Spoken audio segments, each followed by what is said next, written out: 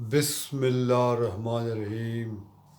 السلام علیکم سامعین ناظرین، اللہم صلی علی محمد عبدک و رسولک و صلی المؤمنین والمؤمنات والمسلمین والمسلمات۔ سامعین ناظرین، آج ہم اس نشست میں ہومیوپیتھک ایک نسخے کے بارے میں بات کریں گے جو کہ مردانہ کمزوری کے لیے ہے، اور میں نسخہ بیان کرنے سے پہلے آپ سے چند گزارشات کرنا چاہتا ہوں۔ سب سے پہلے گزارش یہ کرنا چاہتا ہوں کہ صحت کے حوالے سے آپ کو جو بھی معلومات ملیں، چاہے وہ کسی سے بھی ملیں، اور آپ سمجھتے ہوں کہ یہ انسانی بھلائی کے لیے ہے، تو پلیز آپ اس کو شیئر کیا کریں اور اس کو سبسکرائب کیا کریں۔ یہ میں اپنے لیے نہیں کہہ رہا، میں سب کے لیے کہہ رہا ہوں۔ اور دوسری بات میں آپ سے یہ گزارش کرنا چاہتا ہوں کہ میں نے اپنے چینل پر جتنی بھی مردانہ کمزوری کی نسخے آپ کو بتائیں، چاہے وہ ہربل ہو یا ہومیوپیتھک کے ہوں، وہ میں نے صرف ان لوگوں کے لیے بیان کیے ہیں جن کی یا تو شادی ہونے والی ہے یا شادی ہو چکی ہے۔ اب اگر کوئی اس کا غلط استعمال کرتا ہے تو وہ اس کا خود ذمہ وار ہے، اور اس کا خود حساب کتاب انشاءاللہ تعالیٰ قیامت کے دن اس سے لیا جائے گا۔ تو اس سلسلے میں آپ باخبر رہیں کہ میں آپ کو جو مردانہ کمزوری کے لیے نسخے بتاتا ہوں وہ صرف ان کے لیے ہوتے ہیں جن کی شادی یا ہو رہی ہے یا شادی ہو چکی ہے۔ تو چلیے آتے ہیں اب نسخے کے بارے میں۔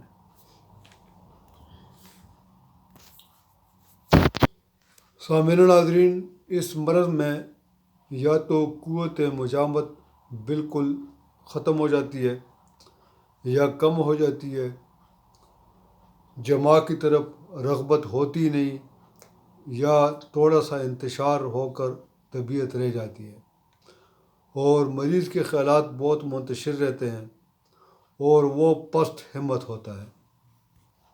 سامعین ناظرین، اس مرض کے اسباب کیا ہوتے ہیں؟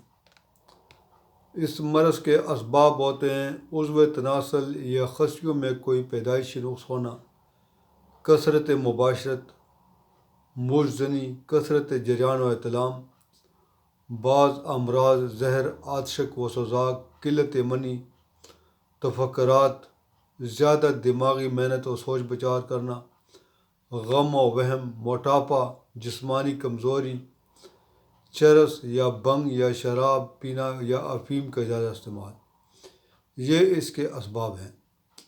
اب آتے ہیں اس کے علاج کی طرف۔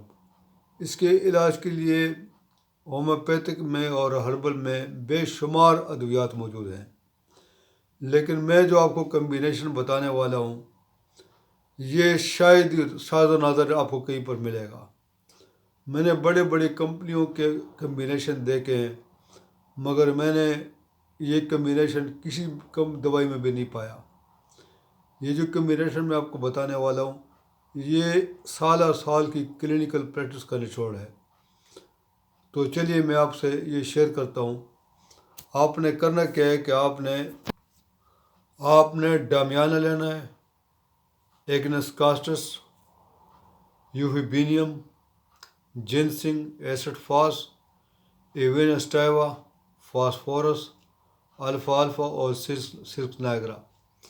یہ تمام میڈیسن آپ نے مدر ٹھیکچر میں لینی ہے، اور برابر ہم وزن ملا کر دن میں 2 مرتبہ یا 3 مرتبہ استعمال کرنی ہے، آدھا گلاس پانی میں ملا کر۔ اور ہومیوپیتھک ادویات کو آپ نے دھوئیں، خوشبو اور ہر قسم کے جو ہے نا وہ سگریٹ کی دھوئیں وغیرہ سے دور رکھنا ہے، اور کچن وغیرہ میں اس کو بالکل نہیں رکھنا، دھوپ سے بچانا ہے، اور اس کو استعمال کرنے سے آدھا گھنٹہ پہلے اور آدھا گھنٹہ بعد آپ نے کوئی چیز نہیں کھانی۔ تو یہ تو ہو گیا نسخہ۔ اب آتے ہیں کہ آپ نے ضروری احتیاط کیا کرنی ہے، تو یہ مسئلہ آپ کا ہمیشہ کے لیے حل ہو جائے۔ یہ سامعین ناظرین ہدایات جو میں آپ کو بتانے والا ہوں، یہ صرف مردانہ کمزوری کے لیے نہیں بلکہ ہر قسم کے مردانہ امراض کے لیے جو میں آپ کو ہدایات بتاؤں گا وہ اس پر لاگو ہوتی ہیں۔ تو آپ اس کو احتیاط سے سنیں اور اس پر پوری طرح عمل کریں۔ انشاءاللہ تعالیٰ آپ کے جناب مردانہ کمزوری کے حوالے سے جتنے بھی مسائل ہیں وہ انشاءاللہ تعالیٰ ختم ہو جائیں گے۔ تو سامعین ناظرین آپ نے کرنا کیا ہے کہ آپ نے صبح طلوع آفتاب سے پہلے اٹھنا ہے اور نماز پڑھنی ہے، اور اس کے بعد آپ نے 1 گلاس پانی کا گرمیوں میں باسی اور سردیوں میں تازہ یا گرم نیم گرم پینا ہے، اور اس کے بعد آپ نے باہر کھلی ہوا میں جا کر تھوڑی سی سیر کرنی ہے۔ اگر سرد موسم ہو اور برسات کا موسم ہو تو کمرے میں ہی اٹھ کر چلو چہل قدمی کر لیں۔ اس طرح کرنے سے ایک تو آپ کو پیشاب کھل کر آئے گا، اور بوقت اجابت اگر جو منی کے امراض والے لوگ ہوتے ہیں ان کا یہ مسئلہ بھی حل ہو جاتا ہے۔ صبح جب آپ کی نیند کھل جائے تو اس کے بعد بستر پر سست لیٹے رہنا مضر ہوا کرتا ہے، کیونکہ اس سے نظام عصبی سست پڑ کر اعضاء تناسل کی صحت میں فرق آ جاتا ہے، اور اکثر اوقات جلک وغیرہ کی بد عادت پڑ جاتی ہے۔ اس کے علاوہ اپنے تازہ اور کھلی ہوا اور دریائے ندی کے کنارے سبزہ زار باغ باغیچے میں سیر کرنا اور ورزش کرنا یہ اس کے لیے انتہائی مفید ہوتا ہے، کیونکہ آکسیجن کے بکثرت ملنے سے سرخ خون میں اضافہ ہوتا ہے اور صحت عامہ درست رہتی ہے، اور اس لیے اعضاء تناسل کے امراض سے چھٹکارا پانے کے لیے انتہائی ضروری ہے یہ۔ نمبر 4، آپ نے ٹھنڈے اور تازہ پانی سے روزانہ غسل کرنا ہے، کیونکہ اس سے اعصاب کو طاقت پہنچتی ہے اور اس سے مرض جریان کے روکنے میں بھی بہت مدد ملتی ہے۔ عشقیہ ناول، بیہودہ لٹریچر اور نیٹ پر اور موبائل وغیرہ کا استعمال آپ نے کم سے کم کرنا ہے۔ نیک صحبت میں رہیں اور 5 وقت کی نماز پڑھیں اور عالموں اور داناؤں کی مجلس میں رہیں، عمدہ اور اخلاقی اور مذہبی کتب کا مطالعہ کریں۔ یہ سب عادتیں جو ہے نا آپ کو بری عادات سے بچائیں گی۔ سادہ مگر مقوی غذا استعمال کریں، مثلاً گھی، دودھ، لسی، سیب، انگور، میٹھے پھل، ساگ، سبزی، ترکاری، گیہوں یا مکئی کی روٹی، چاول، کھیر، شلغم، گاجر وغیرہ کا استعمال۔ اور اگر قبض کی شکایت ہو تو عام کھانے کے ساتھ زیادہ سبزی کا استعمال زیادہ مفید ہوا کرتا ہے۔ سامعین ناظرین، اکثر نوجوانوں کو جو احتلام کا مرض ہوا کرتا ہے اس میں قبض کا بہت بڑا ایشو ہوا کرتا ہے، یعنی قبض کے باعث 90% امراض جریان و احتلام ہوا کرتے ہیں۔ اس لیے جہاں تک ہو سکے قبض کو دور رکھنا چاہیے، اور اس کے لیے بہتر تجویز یہ کہ کھانے میں دودھ، تازہ پھل اور سبزی کا زیادہ استعمال کرنا چاہیے۔ صبح سیر کرنا، ورزش کرنا، کھلی ہوا میں پھرنا، گھر سے باہر جا کر کھیتوں یا میدان میں جا کر پاخانہ کرنا بھی قبض کشائی کرنے میں مددگار ثابت ہوتا ہے۔ قبض کشا گولیوں کا استعمال بالکل نہیں کرنا چاہیے، کیونکہ یہ بجائے فائدہ کے نقصان دیتی ہے۔ گولیوں کی بجائے اگر نقص میکا 1X کے 4 قطرے سونے سے 2-3 گھنٹے پہلے کھا لیں تو اس سے بھی قبض کشائی میں مدد ملتی ہے۔ رات کو سوتے وقت دودھ بالکل مت پئیں اور نہ ہی پانی پی کر سونا چاہیے۔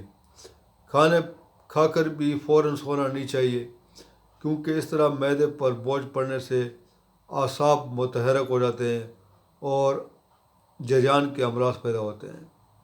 اس لیے مناسب یہ ہے کہ سونے سے بیشتر 3 یا 4 گھنٹے پہلے کھانا کھا کر فارغ ہو جانا چاہیے، اور کم از کم 1 یا 1.5 گھنٹہ سونے سے بیشتر دودھ یا پانی کا استعمال کرنا چاہیے۔ یہ انتہائی سادہ اور اچھا طریقہ ہے ان امراض سے بچنے کا۔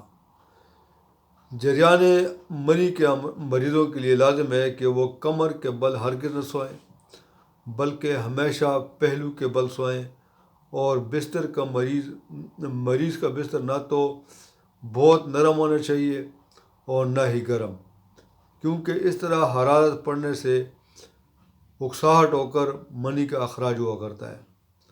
رات کو کٹائی، دہی یا تیل کی چیزیں بالکل مت کھائیں۔ ٹھنڈے پانی سے صبح اور رات کو اعضائے تناسل کو اچھی طرح دھونا چاہیے، اس سے بھی اس مرض سے محفوظ رہنے میں مدد ملتی ہے۔ سوتے وقت پیشاب کر کے سونا چاہیے، اور جب رات کو پیشاب کی عادت ہو تو فوراً اٹھ کر پیشاب کر لینا چاہیے، تاکہ مثانے کا بوجھ کسیہ منی پر پڑ کر اکساہٹ پیدا نہ کرے۔ زیادہ خراب کیسوں میں کرنٹ اکثر حکیم یا ڈاکٹر وغیرہ بھی لگاتے ہیں، تو وہ بھی کچھ عرصہ جاری رکھنا چاہیے۔ چائے، کافی، کوکو اور دیگر محرک مشروبات سے پرہیز لازم ہے۔